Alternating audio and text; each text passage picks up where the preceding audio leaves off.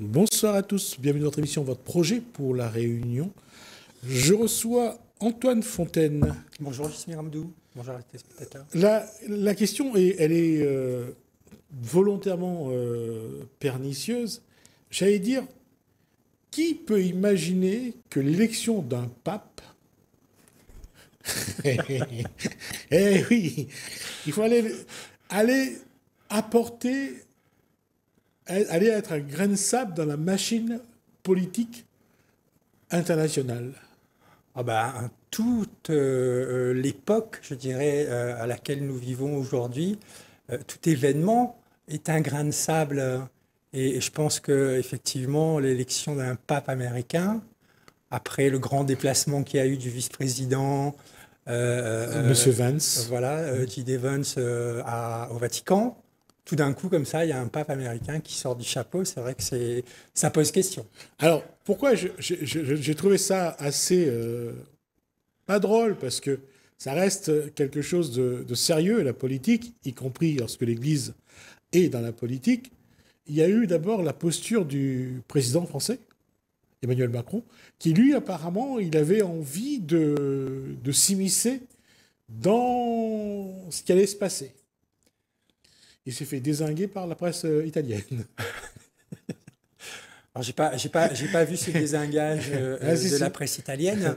Ils se sont moqués de lui, en tout cas. En tout cas, je dirais que le Vatican, depuis longtemps quand même, au-delà de la dimension spirituelle, religieuse, reste un État. C'est un État. Reste un État, au même titre que la France, les États-Unis, etc. C'est un État, et cet État, il fait de la politique. Oui. Il fait de la politique, donc qu'il y ait des interférences comme ça d'autres États dans la nomination d'un pape, c'est pas du tout surprenant en fait. C'est comment on insuffle dans le Vatican des positions peut-être que l'on veut porter par ailleurs. Alors, le précédent pape, François, ne voulait pas, enfin, a essayé de peser sur le contexte pour mettre fin à la guerre en Ukraine. Le pape, son successeur, Léon XIV, a déjà dit « plus jamais la guerre ». C'est la première phrase, une des premières phrases qu'il aura dit dans une homélie. Et on sait aussi que le défunt pape François et le président américain Donald Trump n'étaient pas vraiment de bons amis. En odeur de sainteté, Donald Trump. C'est vrai que quand je vois difficilement une autorité religieuse appelée à la guerre. D'ailleurs, même dans toutes les religions qu'on peut voir ou dans tout ce qui concerne un peu la spiritualité, il n'y a rien du tout qui prédispose à ce genre d'appel à la guerre. Donc aujourd'hui que le nouveau pape se positionne pour la paix, je dirais que c'est quand même un positionnement dans le contexte actuel où il y a quand même beaucoup de tensions internationales, voire même des appels à la guerre. C'est quand même, je dirais, une voix du coup que l'on entend dans tout ce vacarme qui pousse et qui appelle sans arrêt à la guerre. D'ailleurs, dans les médias français, on voit bien aujourd'hui qu'il y a tout un dispositif, tout un narratif pour préparer les gens finalement à une guerre avec la Russie. Et c'est vrai que quand on y réfléchit, les précédentes guerres qu'il y a eu sur le continent européen, je dirais les choses ne se sont pas passées différemment. Il y a toujours eu, avant que le conflit arrive, une forme de préparation de l'opinion publique par le pouvoir en place, par le gouvernement en place, pour amener à ce que l'opinion publique accepte cette idée de guerre. Aujourd'hui, je n'ai pas l'impression, quand on écoute les gens parler, en tout cas, que ce narratif il fonctionne aussi bien qu'avant. Je pense que les gens ont beaucoup évolué dans leur façon de croire ou de ne pas croire ce qui est dit à la télé, à la radio, dans la presse écrite, sur Internet. Je pense que Internet a perdu beaucoup de crédibilité vis-à-vis du public. D'ailleurs, on voit bien que les gens sont, même s'ils sont dessus chez les infos, il n'y a plus une croyance aussi forte qu'avant. Mais ce qui est intéressant, c'est que qu'est-ce qui explique que le président français ait eu envie d'intervenir? Qu'est-ce qui explique que c'est un pape né aux États-Unis, mais qui a surtout évolué en Amérique du Sud, qui était élu au bout de 4 tours de vote? Est-ce qu'aujourd'hui, il y a j'allais dire, une influence des réseaux qui ont fait ça? Ou est-ce que, parce que même au sein de la religion, on met en avant le côté hérétique du pape François. Et Léon XIV, qui est dans sa suite, est aussi critiqué parce qu'il est l'héritier du pape François. Parce que c'est le pape François, apparemment, qui l'aurait préparé à prendre sa succession. Donc, est-ce que nous sommes dans un tournant, ou est-ce que ça a toujours été comme ça? La politique a toujours pesé dans la religion, et quelle qu'elle soit d'ailleurs. Moi, je fais vraiment la différence entre la spiritualité, je dirais, les religions, les institutions religieuses. Institutions religieuses, on voit bien quand même qu'il y a une dimension politique très forte, hein, ce qui ne remet pas en question, je dirais, les convictions que peuvent avoir tout un tas de personnes, les convictions religieuses qu'on peut avoir en tant que chrétien, juif, musulman ou d'autres religions d'ailleurs. Hein. Mais on voit bien que les institutions religieuses ont quand même une dimension politique qui, me semble-t-il, a toujours existé dans l'histoire et qui n'est pas, elle non plus, à l'abri de mécanismes de réseau qui fonctionnent à l'intérieur de ces institutions pour prendre le pouvoir. Si on prend Benoît XVI, il y a eu quand même d'ailleurs un mécanisme de réseau, l'opposé. Je ne pense pas que ça soit différent pour l'élection aujourd'hui. Ah non, je ne dis pas que c'est différent. Je dis que les mécanismes au sein des religions, les mécanismes d'influence existent également. Ah, tout à fait, oui, bien sûr. Et c'est dans le sens où je dis que les institutions religieuses sont des institutions politiques. Si on reste sur l'Église catholique, par exemple, on voit bien que l'Église catholique a pris une part quand même considérable dans tout un processus qui s'est passé pendant 400 ans sur la colonisation, hein. Oui. Où elle a profité de ce processus historique elle-même pour déployer l'influence de l'Église catholique à travers le monde. Et elle a aussi, je dirais, validé un certain nombre d'actions, hein, dont on pourrait discuter aujourd'hui de l'aspect religieux, ou en tout cas spirituel, dans ce qui a été mis en place au cours de ce processus. Et je pense qu'on n'en est pas encore sorti. C'est un autre processus qui est en train de se mettre en place. Mais en tout cas, il y a une dimension politique qui est toujours réelle. Cette dimension politique, pourquoi? Parce que un territoire comme le territoire des États-Unis est chrétien, mais protestant, de manière plus générale, alors que le pape, c'est un pape américain catholique, d'une part.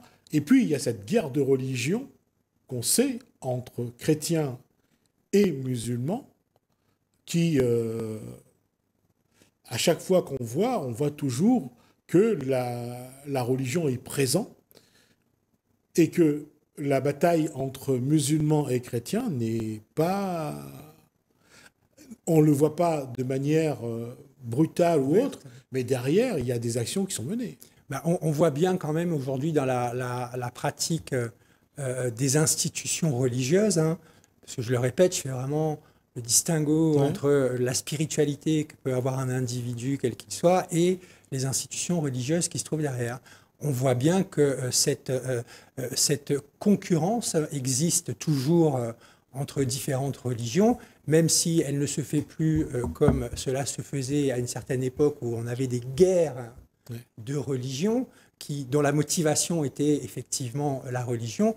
Mais on voit bien aujourd'hui dans tout un tas de conflits qui peuvent exister à travers le monde que la religion, l'aspect religieux est quand même très présent.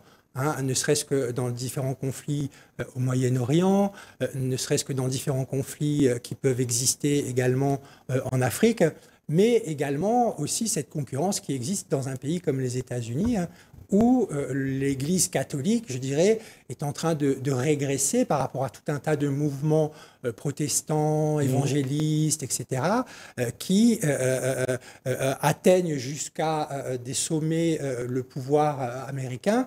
Et c'est peut-être la raison pour laquelle cette nomination, elle a aussi été dans ce sens-là, pour prendre en considération aujourd'hui le recul de l'Église catholique dans le fonctionnement de la société américaine. Alors, si on reprend l'histoire de France,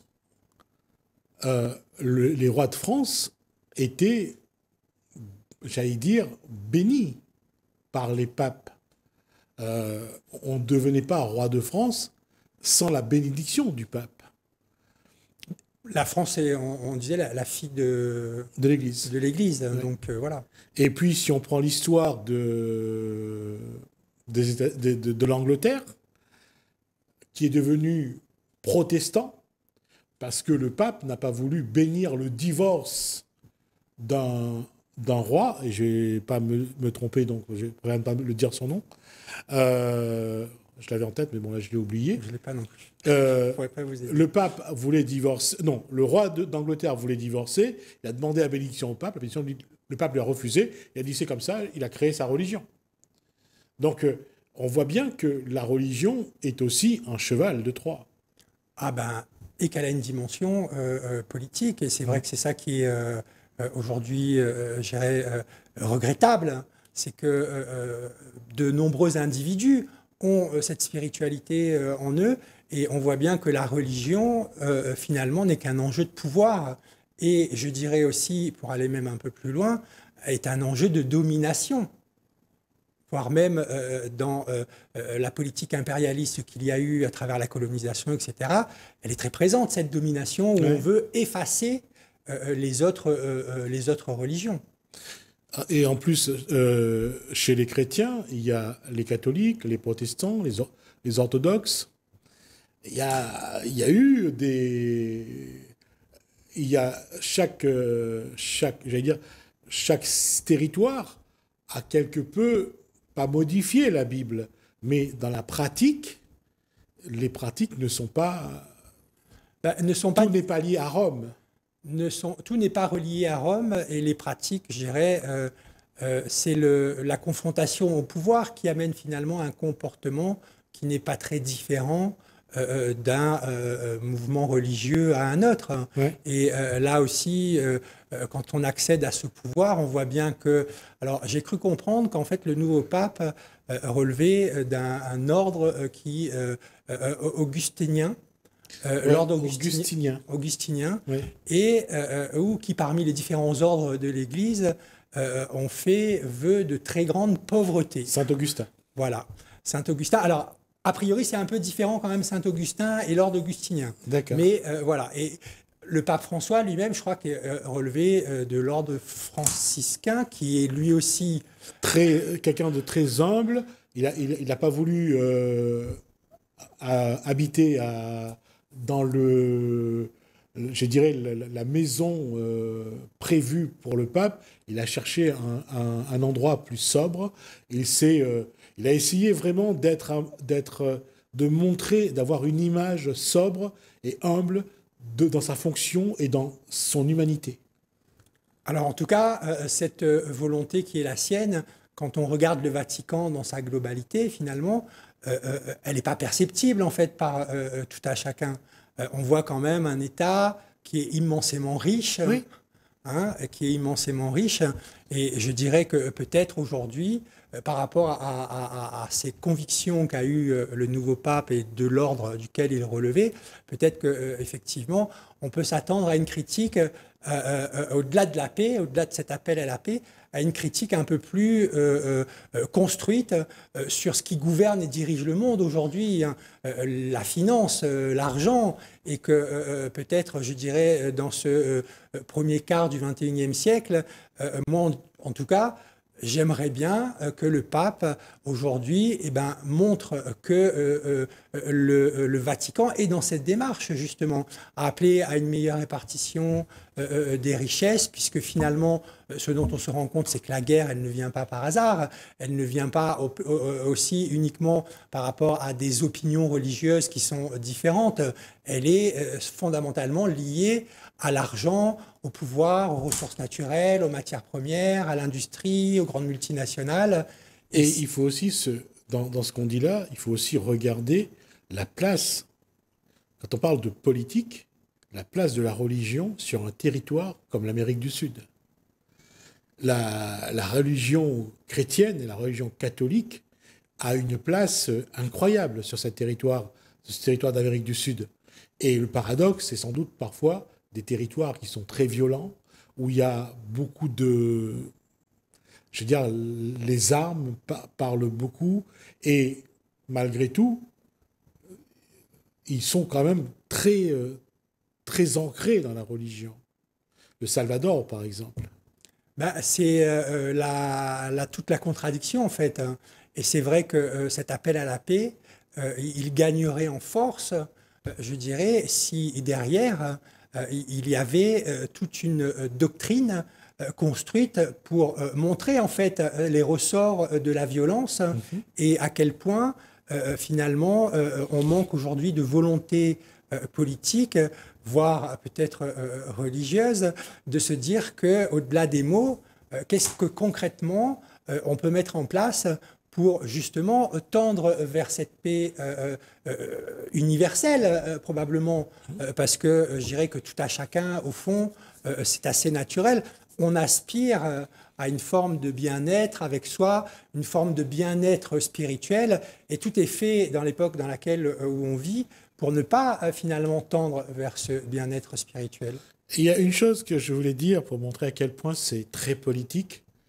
Est-ce que Antoine Von se rappelle du nom de monsieur, de ce pape qui se fait appeler Léon XIV? Eh bien, non. Robert Francis Prévost. Merci de me rappeler cette information que j'avais Quand j'ai vu ce occultée. nom, je me suis dit, c'est incroyable, comme il est français. Je crois que c'est son père, ou son père est français. Oui. Donc, et quand on regarde ça, on se dit déjà la posture. Ne serait-ce que le nom, son père est français, sa mère est italienne, je crois, et il est né donc aux États-Unis. Et on se dit, mais seulement ça donne déjà un élément politique. Il avait un nom prédestiné, ce pape, ça c'est clair, hein. Maintenant, au-delà de ces signes, on a envie de voir finalement, et enfin en tout cas de l'importance qu'on leur donne. C'est vrai que on est en attente d'actes finalement. Ouais. Hein, comment aujourd'hui ce nouveau pape, avec toutes ses différentes origines, toute cette culture qu'il peut avoir malgré tout, parce que il a vécu essentiellement en Amérique du Sud, la proximité du pouvoir qu'il a eu et des réseaux, etc. Comment finalement utiliser toute cette expérience? Moi, ce qui m'étonne, c'est comment le pape François a eu le temps de préparer sa succession. Ben, peut-être qu'il avait cette conscience que cela prendrait peut-être plusieurs générations, de se dire que finalement on arrive à modifier ou en tout cas à influencer le cours de l'histoire, et pour que l'Église catholique corresponde un peu plus davantage dans la réalité aux valeurs que prône Dieu. C'est vraiment quelqu'un de très subtil, très stratège, très malin quand il a fait ça. Le pape, il est né aux États-Unis, c'est un territoire plus protestant que catholique. C'est un prêtre, c'est quelqu'un qui a fait son parcours surtout en Amérique du Sud, dans un endroit très chrétien, très catholique, et qui représente un pays qui est soi-disant le gendarme du monde. Je dis qu'il a eu une réflexion qui a dû être vraiment très forte, parce qu'on pose un pape qui n'est qui n'est pas issu d'un pays catholique, mais qui a évolué sur un territoire catholique, sur un continent catholique, et qui, aujourd'hui, à son âge, puisqu'il a 69 ans, je crois, a du temps devant lui pour amener une posture, je dirais, religieuse. Peut-être que dans quelques années, on verra en fait les effets. C'est un peu prématuré aujourd'hui. Mais en tout cas, la réflexion que vous faites, elle est intéressante. C'est qu'on on dit qu'on a posé, et c'est là où on voit on comprend tout le processus politique. Hein, c'est qu'il y a un moment donné, il y a des individus qui prennent une décision et qui mettent tous les moyens en œuvre pour que le résultat qu'ils attendent advienne. Et c'était peut-être, on n'aura pas eu l'occasion de cette confession du pape François, mais dans les éléments que vous venez de donner, moi ça me donne envie aussi de me dire qu'effectivement, il y a quelque chose de très réfléchi sur le long terme. Tout à fait, pour influencer au niveau mondial. Parce que pour l'instant, c'est un pape qui est pour toute chose, mais aucune, je veux dire, il n'est contre rien. On ne voit pas une faille sur le tableau. Il est vraiment, je pense qu'il fait de l'unanimité, il est consensuel. Consensuel, mais en même temps, je dirais que c'est important, effectivement, mais ça n'empêche pas de donner une direction. En étant consensuel. Et je dirais que les principes religieux que l'on retrouve souvent de manière identique dans de nombreuses religions, hein, elles devraient être cet objectif vers lequel, je l'espère, ont envie de tendre le pape à ce niveau de responsabilité et d'influence où il se trouve aujourd'hui. Effectivement, il a peut-être cette capacité. Je termine là-dessus. Encore une fois, comme je dis, 4 tours. Il est élu à l'issue de ces 4 tours. Alors, ça veut dire que tout a été préparé, qu'ils ont coupé l'herbe sous les pieds de ceux qui voulaient mettre en place quelqu'un d'autre. Alors, on verra dans le temps comment les choses vont évoluer. Merci, Antoine Fontaine. Amen. Excellent, je ne l'aurais pas dit. Je n'aurais pas osé le dire. Excellent. Merci à vous. Merci Alain, merci François. Je vous dis à bientôt.